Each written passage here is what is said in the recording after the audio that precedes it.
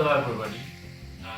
Today I'm going to talk about another topic that is still connected with English learning, and the topic is about focus. We need to focus on our activities, whether it is our daily activity or another activity, and the same thing happens to English learning. I think this issue is very important because while we are learning, sometimes we face a kind of problem. And this problem makes us cannot focus on the thing that we should do. And for this topic, I divide it into three different parts. The first one is about passion, the second is skill, and the third about critique or information.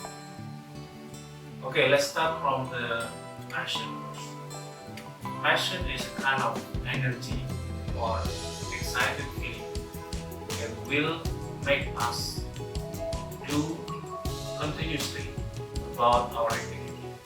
If we don't have that energy, we don't have that kind of feeling, we will give up in the middle of the way, or we will not continue it with many different reasons. That's why many people say follow your passion. Connected with passion, I think we have to consider about three different things here when we talk about English. The first one is we want to improve our skill. That should be the thing that we keep on our mind when talking about passion. We want to improve our skill. We should keep on doing it. We should have the energy to do it day by day, even year by year. Because learning English is not easy. So it will be difficult for us to study English if we don't come from the country that use English in their daily life. It means the second language of their country. We don't use English in our daily life. It means we have some problems that may be a little bit harder than the other people. So we need to improve our skill from the basic to intermediate to the expert day by day. So we should have the passion of it. And then the second, maybe the reason why we have a passion to study English is we want to make a friend with foreigners. I believe this era, the global era, pushes us to connect with many different people from many different countries. And because English is still the most used language in the country, I mean in the global area, so we should make a friend with them from many different countries. They have their own background and maybe they have different accent with us when they are speaking in English. So we should have that kind of feeling, the passion. We remember our purpose to study English. We have to make a friend with many different people from other countries. And then the third one is we want to study English because our passion is to understand English text or context. In this case, there are many different texts or documents that we should read in English, especially when we study at school, when we do it as an academic things. We will read many different types of documents or articles. Not only about the story, not only about conversation, not only about technical things, but also another subject that is not connected with English, but kind of term that we should understand. And then the second about context. For example, when we watch a movie, we should understand the background of it. They speak the English words just like in daily life. It means if we don't understand the culture, we need to understand the context of it. If we have subtitle in the movie, maybe it is okay. It is helpful. But if we don't have subtitle, what should we do about it? That means we just listen and try to understand it, and then compare with the culture, we can understand the context. And then the second one, connected with skill. You should focus on what kind of skill. As we know, in job vacancy, we usually see this kind of requirement. Can you do English actively or passively? Active English or passive English? When we talk about active, I divide this into two. The first one is about conversation. We will use it in our daily life. We use it when we have a discussion or we have to speak with other people. The second one, it is more academic thing. We have a skill to present about our project or our product. That's why we need to decide. We want to focus on the active one, conversation and presentation, or we want to do passively. Passively here, I think we can divide it into three different kinds. The first one is writing, and the second listening, and third is reading. Writing, we really need to understand about the grammar. Writing needs to understand about the spelling. Writing needs to understand about the punctuation. So it's all of them are passive. We write. The second, connected with listening, it is a part of our way to understand. So we should listen to the conversation. Yeah, maybe sometimes we have to respond about it, but I want to focus here. We need to listen about English conversation or English reading. When we talk about someone who reads something and we should listen to it. And the third one, the reading. Of course, reading is connected with books, articles, or many different types of documents. So we need to understand active or passive. This is our decision. We need to focus on what? Oh, if we can combine both of them, it is better. Because English is not only about writing, it's not only about listening or reading, we need to be active more. That's why people think sometimes passive is enough, passive skill is enough. Or another side also, many people say that if I can speak English well, I think that's enough. No, we need to combine both of them. So I think when we talk about skill, this is not only about passive, it is also about active. And the last one, I think the one that we should focus on is about our progress. And I said before that the point is about critique. Critique is a kind of comment that comes from many different positions. It can be from us, self-critique. It can be from other people, it can be from friend, family, maybe the teacher or our leader, or even haters for this time. For example, this is what happened. When we study about English, we hear someone said that our English is not good. You will not have a good skill of English after they listen to us. Maybe when they spoke something and then they said something about it. So it is from other people. So what is our response?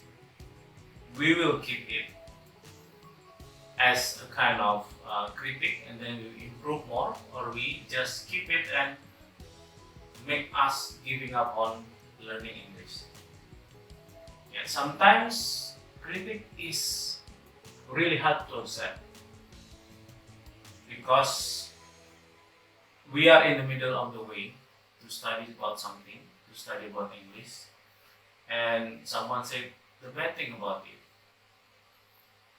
So this is really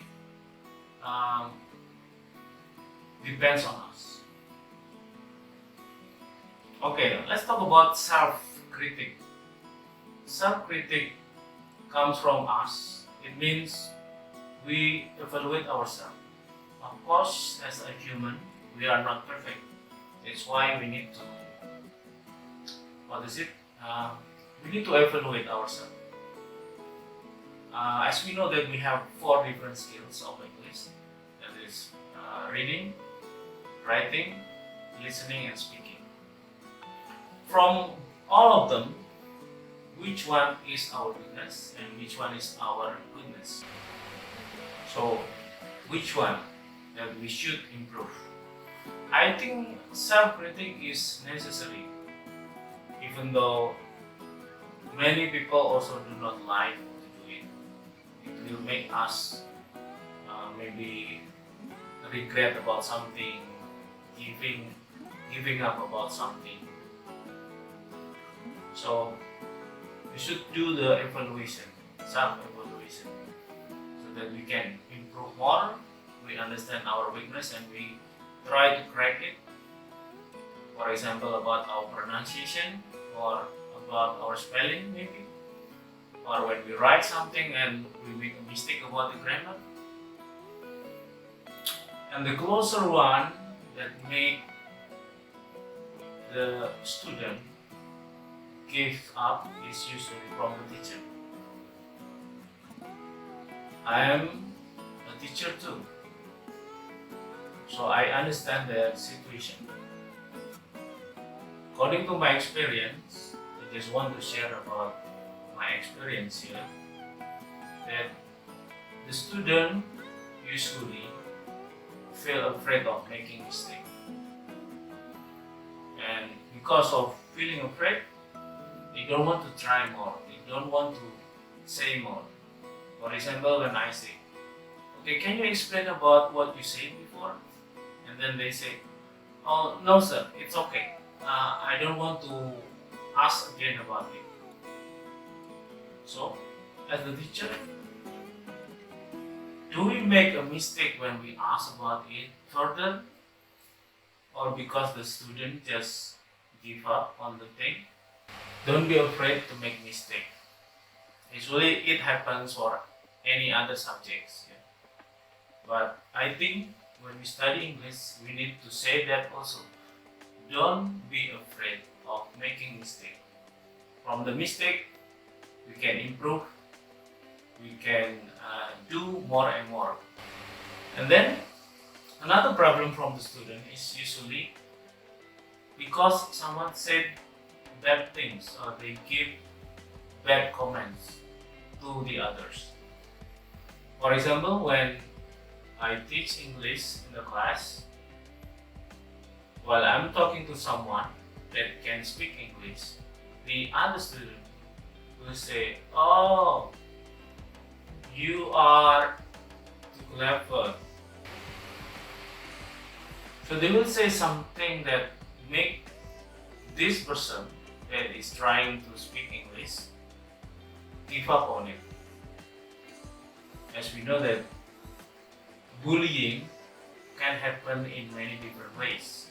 One of them is by giving bad comment to others, and it happens to the students also. And the last one, they do not know what to expect. If we talk about basic English, of course, we should give a kind of motivation first before we teach them about grammar, about vocabulary, about many different things. Why should they study English? That is more important, so that they have a kind of goal. They know what to expect when they study English. At least they think about their future, that English is important in their future life. They will use it in the company. They will use it to continue their study. So we try to make them think it further, think their future when talking about English learning. Okay, to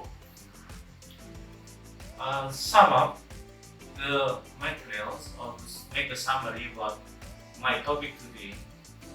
So when we try to focus on the thing, we need to think about three different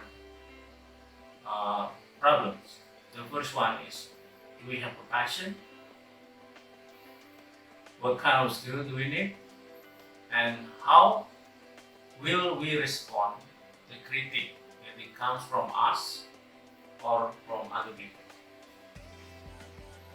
And to finish this, I want to share about my own experience.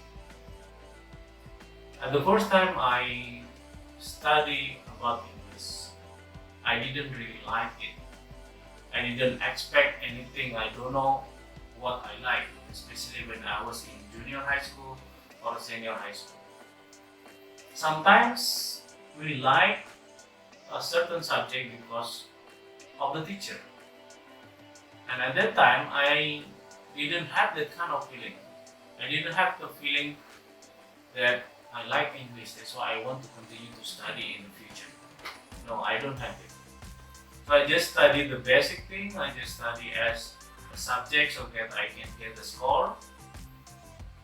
And something happened when I finished senior high school. I continued to take a course, English course. Actually, I didn't continue to university because I didn't have money to study about it, to study in university. So another reason is because my father said that, sorry, you cannot continue your study because I don't have enough money to ask you to study in university. So I decided to take an English course beside computer course, because at that time I remember that my uncle had a kind of offer that I can join him in the company if I apply and then I had a kind of skill of English. So I should study English at the time. So it means that I didn't have the feeling, I didn't enjoy it before. And then I continued the courses. I took about 1 year. And then I said to my father, okay, can I continue to university? And then my father said, I still cannot do it, but you can get a scholarship. Please do something about it. And then I started to find out the requirements, and then finally I can continue to university to study English, especially about English literature. And then my journey started from that kind of decision.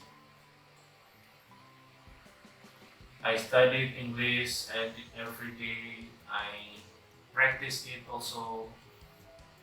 Even I joined a competition at that time. I didn't have enough skill to do it.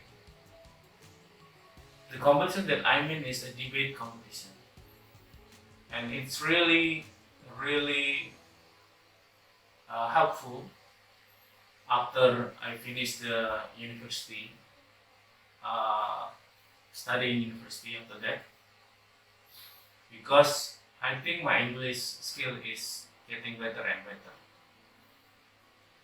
So the one that I want to talk about is here is we want to study about something, we need to take a chance, whether it is a competition or practice in our daily life, or read something or watch something. So I mean here is we want to be able to speak English very well. We need to practice it in many different ways about it. So we take any kind of chances.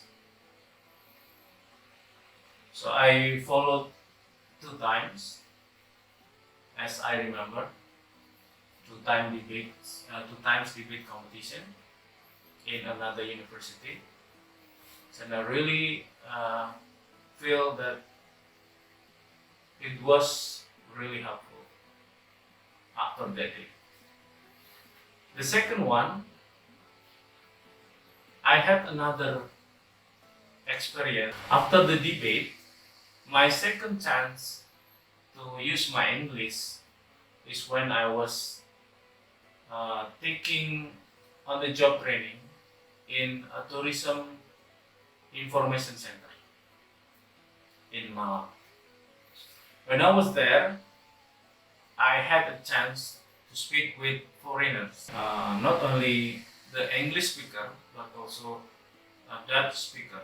So at least I can use my English directly with native speaker here, with my weak ability. I became the guide also.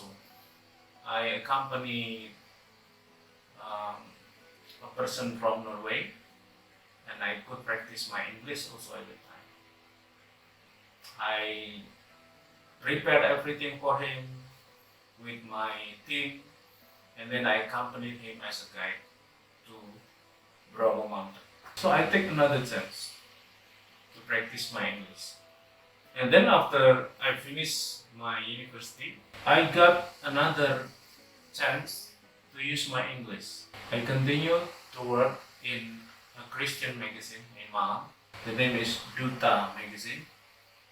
And at that time, there was a meeting among the young students, or not the young students, young people from many different countries.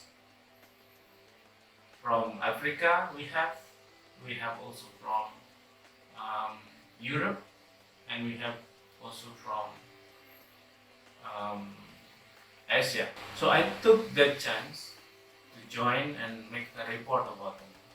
Took a picture, made a kind of interview, and then I helped also as a translator, even though I didn't have enough experience to be a translator. So at least I tried, and the committee said that I already helped them. I felt great because I could help them in the meeting. This is not a usual meeting. I mean, they study about the diversity of Indonesia. They studied about many different religions of Indonesia. So the point here is, if we have a chance to use our English please take it because we can use that moment to improve our English. Compared to my era at that time, of course, the people right now have more chances, have more tools to study English, whether it is from YouTube, whether it is from social media. You can make a friend with other people from different countries. So learning a language is not difficult anymore because we have more than maybe 3 or 5 different tools. That one is the thing that I want to share about my experience, and I hope you enjoy this time. I already talked too much. I hope you can take the good thing from my experience or my explanation. So let's focus on our activity of learning English. You should have passion, energy to keep doing it. You should have a skill, the combination between active and passive, and you should take it as a positive thing so we can improve our English more and more in the future. So stay learning, keep doing it. You will get the best result. Thank you.